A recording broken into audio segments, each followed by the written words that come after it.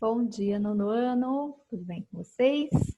Bom, a gente vai dar continuidade no capítulo 19, que a gente começou na aula passada e vou terminar ele hoje, certo? A gente estava falando sobre a ditadura militar no Brasil, então um governo de ditadores dentro do Brasil, né? E que eram militares, tá? Então era um militar no poder e que colocou ali uma ditadura. Então, é um governo de ditadores no Brasil e militares, certo? Então, a gente viu aí algumas coisas já sobre essa ditadura, como foi feita, né, como ela era.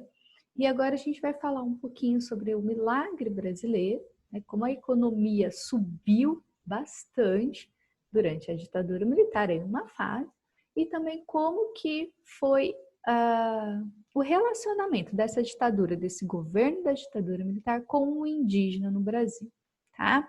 Então a gente vai vendo na história que as coisas meio que se repetem depois de certo tempo, né? E talvez vocês se identifiquem até algumas coisas que aconteceram nessa época, que aconteceram de novo em outras épocas e que acontece de novo, né?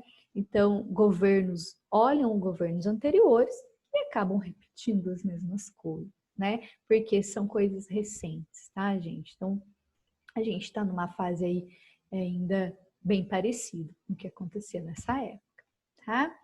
Bom, o autoritarismo, né, dessa ditadura militar passou a ser justificado por causa desse período de milagre econômico, esse milagre brasileiro aí que teve nessa época. Então, muita gente fala, não, a ditadura foi boa porque a economia subiu muito e as coisas melhoraram muito, e aí tinha emprego para todo mundo, e estava tudo uma beleza, muita gente enriqueceu, muita gente cresceu, né? Então, beleza, não tem problema que teve ditadura, não tem problema que teve tortura, não tem problema que aconteceu coisas ruins. O importante é que o Brasil cresceu, né? Então, muitos tinham essa fala, né? E tem até hoje, de que não tem problema, que a ditadura foi boa e que cresceu e desenvolveu.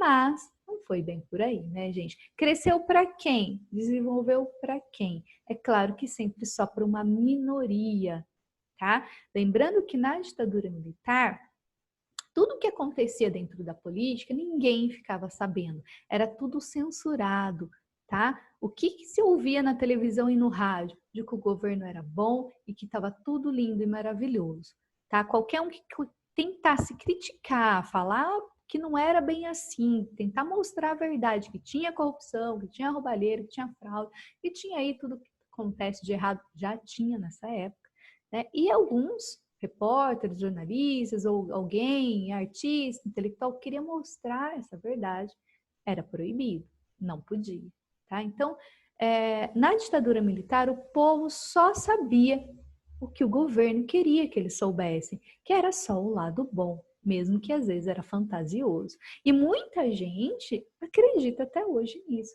de que teve sim esse milagre econômico, que está até entre aspas aí no livro, né? E que todo o resto ou foi mentira ou não teve problema, né? Então, vai da visão de cada um, né? Da consciência de cada um aí para ver esse cenário de tortura, né? De perseguição, de muita miséria para muitos brasileiros, que a gente vai ver, e que torturas infindas de milhares de pessoas e muita morte, muito massacre, né? Para se manter esse governo de aparências, tá? Então, esse milagre econômico, né, foi super divulgado, né, na imprensa, lá nas propagandas, e o povo acreditava que realmente esse milagre econômico estava acontecendo, tá? Mas não era bem assim, não, certo? Para sustentar o crescimento da economia, o regime militar, nessa ditadura militar, concedeu a abertura do capital externo, quer dizer, abriu as portas do Brasil para multinacionais virem para cá. Então, foi uma época em que muitas multinacionais, muitas empresas se instalaram no Brasil. E isso sim cresceu a economia do país, e isso sim gerou muito emprego. E aquela classe média ou aquele empresário, né, que queria crescer, foi a época certa, tá? E cresceu mesmo, tá? Só que, por outro lado, praticou o arrocho salarial. Quem quiser depois pesquisar mais a fundo o que seria esse arrocho salarial, né? Que o salário mínimo, ele não desenvolve, ele não cresce, né? O salário do pobre, do trabalhador, vai continuar sendo pouco e miserável e não vai acompanhar nem a inflação, tá? Então, tudo sobe, mas o salário não sobe. Então, essa economia, desse milagre econômico tão lindo e maravilhoso, foi para quem? Para o rico, para o empresário, para o político, tá? Que estava ali nessa panelinha. O trabalhador não foi bom. Aumentou as desigualdades sociais. O rico ficou mais rico ainda e o pobre ficou estacionado na sua miséria, com um salário que não dava mais nem para comer, porque não acompanhava nem a inflação. Tudo subia, o salário não. Então, para a população trabalhadora, foi um horror, tá? O pobre que dependia do salário mínimo, ele chega uma hora que ele não consegue nem comer mais. Tá? E o rico desenvolvendo, e os dados, e o PIB do Brasil, e os números, né, da economia do Brasil estava crescendo. Mas por quê? Porque o pobre estava pagando por isso, né? Com a miséria, com a fome, com o baixo salário. Certo, gente? Então, a gente tem que ver sempre os dois lados. Teve o lado bom da economia subir, muita gente enriquecer, mas ao mesmo tempo teve o lado ruim que ninguém deixou mostrar e que ninguém soube, tá? E hoje a gente sabe, porque a gente estuda, tem os relatos, tem os documentos, e hoje a gente tem essa liberdade de poder falar, de poder criticar, de mostrar o que realmente foi, que naquela época era proibido, certo? Então teve aí sim o lado ruim também, tá? E aí o governo, né, vai investir em grandes obras de infraestrutura, construção de pontes, hidrelétricas, enfim, tudo aquilo que, né, escola, hospital, infraestrutura que vai desenvolver o país e vai fazer, tá? E isso vai aumentar aí o desenvolvimento do país em si, né, aquela infraestrutura toda. Porém, isso traz um gasto muito grande para o governo, que vai entrar em grandes dívidas, né? E essas dívidas vão ser deixadas para os governos depois. Então, a ditadura militar, esses ditadores, presidentes ditadores durante a ditadura militar, eles vão deixar um rombo, um buraco enorme ali, também na economia, tá? Olha lá, resultou em endividamento do país e acentuada concentração de renda. O que é acentuada? É muito grande. Concentração, concentra, fica só na mão de poucos o dinheiro, tá? A construção de obras públicas, como estradas, hidrelétricas, ele virou-se um grande problema para muitos povos indígenas, certo? Por quê? Porque essas hidrelétricas, né, tudo isso que está acontecendo, essas estradas, vão passar por terras indígenas, certo? E as próprias hidrelétricas vão inundar muitas terras indígenas, certo? Foram forçados, então, os indígenas a abandonar as terras que ocupavam. Nesse processo, agentes do Estado, ou jagunços, né, que são pessoas aí contratadas pelos grandes latifundiários, né, ligados a esses proprietários de terra, né, assassinaram populações nativas inteiras, sem se preocupar com nada, tá? Então, o interesse eu quero aumentar o meu latifúndio, eu quero aumentar a minha plantação, eu quero aumentar o meu corte ali de madeira, né? Madeireiro, o garimpeiro, eu quero procurar ouro e minério, eu quero expandir meus negócios, eu quero enriquecer, eu quero a terra do índio. E sem se preocupar com o indígena, tá? Isso a gente vê acontecendo ainda hoje. E é errado, gente. Eles são seres humanos, são pessoas que simplesmente são mortas porque querem a sua terra, tá? E isso aconteceu muito. Aí, então, populações nativas, né, indígenas inteiras são dizimadas, são mortas. Eles vão lá, eles transmitem doença para eles, uma gripe, varíola, qualquer coisa, que as pessoas já podiam até se vacinar, já tinham controle, mas eles passavam para essas pessoas. E o governo não cuidava dos indígenas, que morriam à míngua, sem nenhum cuidado médico, sem nenhum sistema de saúde, tá? E iam lá e matavam mesmo de todas as formas. tá? Porque o interesse era pelas terras, era pela riqueza, era pelo dinheiro e não tinha interesse pelo povo indígena, certo? Eles só vão conseguir alguns direitos, muitos líderes indígenas, eles vão lutar por seus direitos, tá? Só que eles só vão conseguir as suas terras demarcadas, preservação do seu povo, depois que acaba a ditadura militar, tá? Só lá na Constituição de 1988, que é depois de acabou a ditadura. Demora bastante para eles conseguirem aí alguns poucos seus direitos, certo? Vamos lá. E aí, então, teve um massacre muito grande para esses povos indígenas, tá? Eles até criam, né, a Fundação Nacional do Índio, a FUNAI, só que na época, o intuito do governo de ter esse órgão público era realmente de saber onde estava esse indígena, saber controlar essa população, colocar eles de acordo com o que o governo queria, tá? Fazer eles trabalhar forçado, fazer eles de escravos, tá? E saber onde eles estavam até mesmo para falar para os latifundiários, para os garimpeiros, para os madeireiros, onde era essa localização e até acabar com esse povo, tá? É claro que para a população em geral acabava sendo que era um órgão de proteção, mas não, eles estavam aliados ali a essa grande corrupção, certo? É claro que isso, gente, durante a ditadura militar, isso vai se modificando, né? E hoje a FUNAI sim faz um trabalho aí de defesa do indígena, tá? É claro que de acordo com alguns governos pode ser que sim, né? Esses órgãos acabam trabalhando por outros interesses. Aqui a gente tem uma imagem, né, de líderes indígenas há pouco tempo, na PUC, lutando por seus direitos, por reconhecimento aí da sua tribo, da sua região, eles querem ser tratados como humanos, afinal, querem ter seus direitos, tá? Querem ser inseridos também na sociedade como humano, né? E não mais sobre aquele indígena que ninguém se preocupa. Eles querem que o governo, o Estado também se preocupem com eles e garanta ali seus direitos. Aí agora a gente vai falar um pouquinho da cultura e contracultura na ditadura, tá? Esse movimento é um movimento que se dá durante a ditadura de artistas, pensadores, intelectuais, né, que vão buscar garantir, então, o seu trabalho intelectual, né, o seu trabalho artístico, e que vão lutar por uma cultura nacional, certo?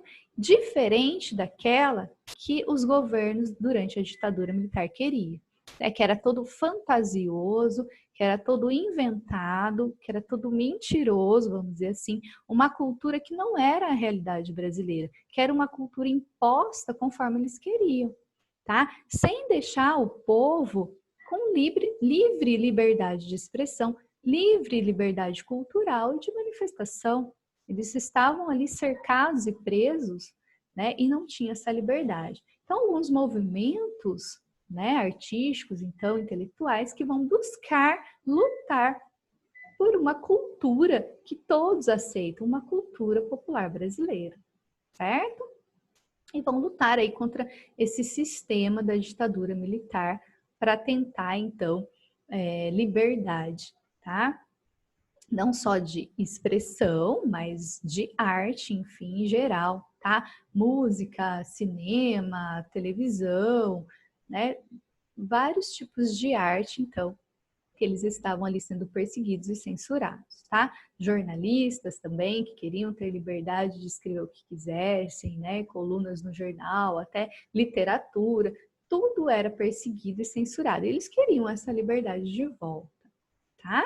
Então, aí o livro traz essa questão aí do que é uma cultura, né? Cultura é tudo aquilo que é produzido pela humanidade, certo? Seja ela do plano concreto ou imaterial, tá? Então, concreto, tudo aquilo que a gente pega, como uma roupa, né? Uma comida que se come, um instrumento de música, tudo que faz parte da nossa identidade, tudo aquilo que nos identifica faz parte da nossa cultura. E eles queriam criar a própria cultura, se identificar com aquilo que eles gostassem, e não que era imposto pelo governo, tá? E aí, material já vem a música, né? A religião, essas coisas que vão envolver as festas, que envolvem a cultura imaterial, tá? Então, eles vão lutar por sua própria cultura, tá? E aí tem a divisão de cultura popular, erudita e cultura de massa. A cultura popular é essa, música, dança, artesanato, culinária, crenças, costumes, né, que faz parte da sociedade, tá?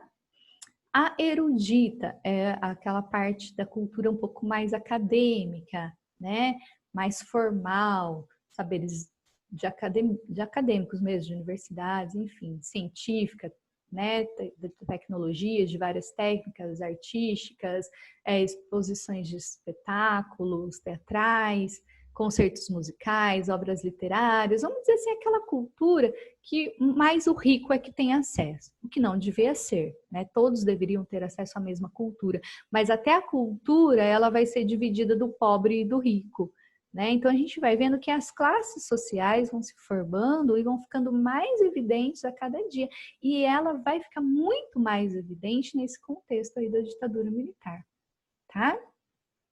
E tem a cultura de massa, né? Que aí findando, né? Aí a gente, nesse meio a gente está aí no meio de Guerra Fria, né? Tá essa questão do capitalismo em ascensão, o capitalismo tem que se provar melhor do que o socialismo, tá essa luta ideológica, e o capitalismo vai se firmar muito, vai crescer muito rapidamente nesse contexto. E aí entra então a cultura de massa, né? Que é a manifestação aí vinculada aos meios de comunicação de massa, né? Geralmente aí com os padrões de consumo e comportamento das pessoas que tem que se,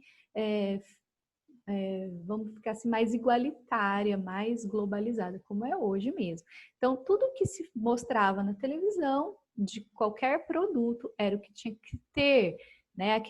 Aquela questão assim do ter e não do ser. Você tem que comprar, você tem que consumir. Se você tem esse produto, você é legal, você está na moda. Então, essa cultura de massa, tá? Aquilo que mostra nas propagandas e as pessoas querem ter e comprar, certo? Bom, nesse contexto todo de luta por cultura, de tentativas, né, de criar a própria cultura nacional, e nesse contexto de grande consumismo e de capitalismo exagerado, né, surge nos Estados Unidos a contracultura, tá? Que é o quê?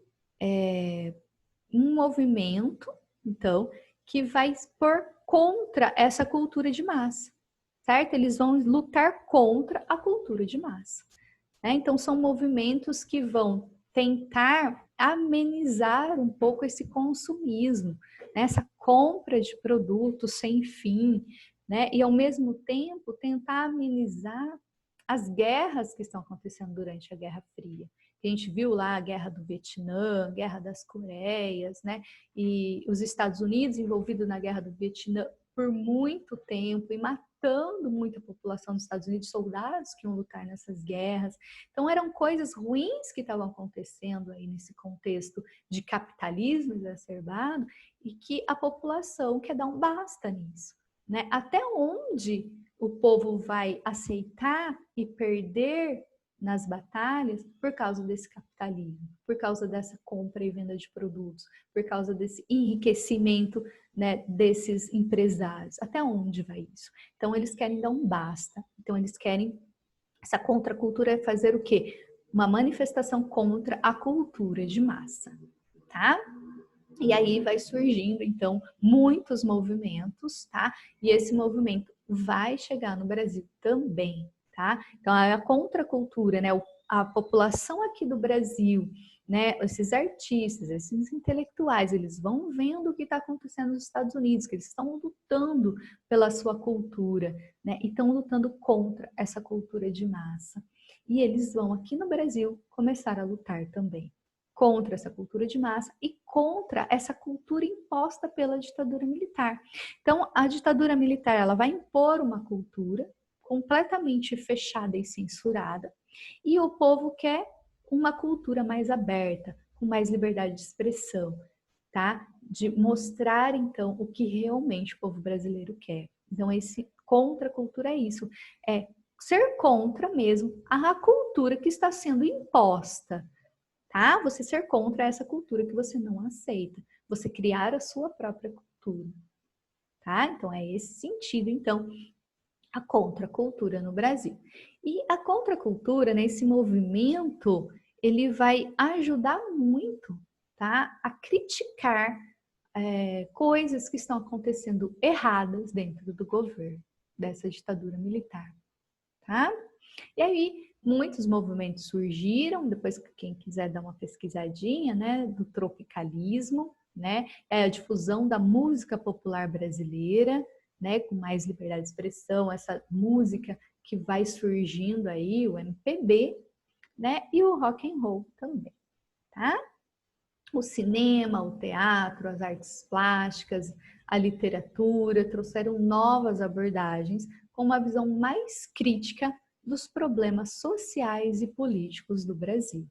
Tá? Então, esses artistas, essa turminha aí, né, esse movimento da contracultura, eles vão tentar mostrar para o povo brasileiro muitas coisas erradas que aconteceram, então, na política, né? E essas crises sociais, mostrar para o povo brasileiro que as coisas não estavam tão boas assim, as coisas não estavam com esse milagre econômico, essa economia muito maravilhosa, tudo perfeito, não. Eles queriam mostrar a realidade, tá? A outra parte que o governo não queria que ninguém soubesse, tá?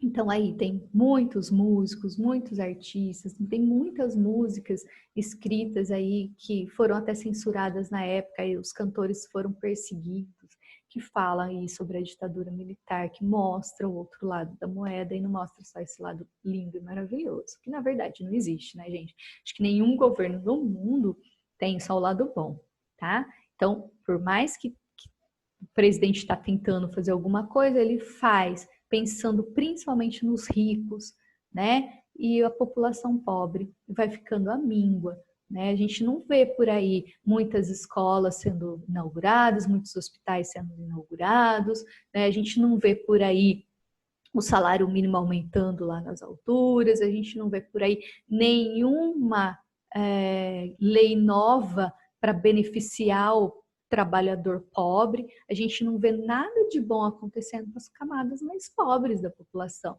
O que, que a gente vê acontecendo? Né? O salário mínimo estacionando, né? A reforma da Previdência, a aposentadoria ficando mais distante do trabalhador brasileiro, né? Os acordos internos de patrão e funcionário, que sempre vai prevalecer o patrão. Então, tudo aquilo que é para o pobre, a gente não vê acontecer.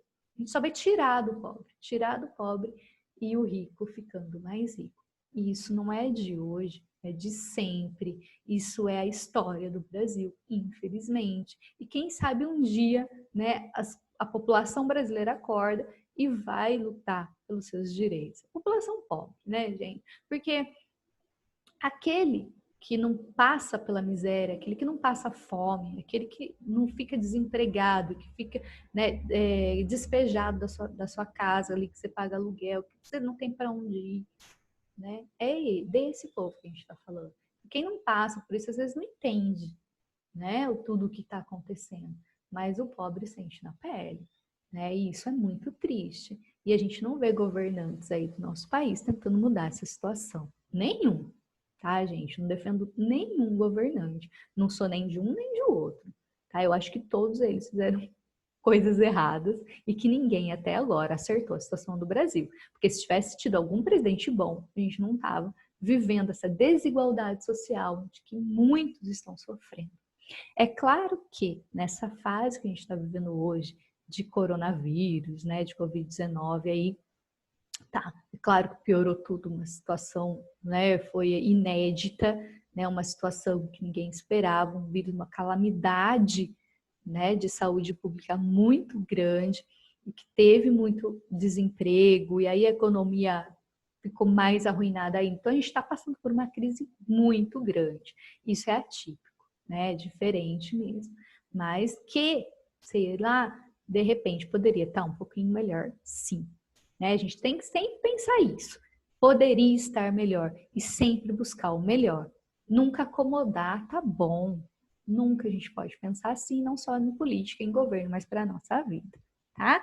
Vamos sempre buscar melhor, sempre ir além, certo, gente? Bom, vou ficar aí para vocês a atividade da página 177, questão 1, 2 e 3, beleza? Bons estudos para vocês, reflitam, pensem, pesquisem, veem vídeos aí sobre ditadura militar, né? Essas músicas aí, esses artistas que tentaram fazer. Pesquise, que é um assunto muito legal, tá? E é bom a gente saber ter esse conhecimento. Tem muito vídeo legal, tá? Tem até um canal ali no YouTube que se chama Se Liga Nessa História, tá? Pesquisa lá, aulas de ditadura, é muito legal, beleza? Então é isso, gente. Até a próxima aula. Beijo para vocês.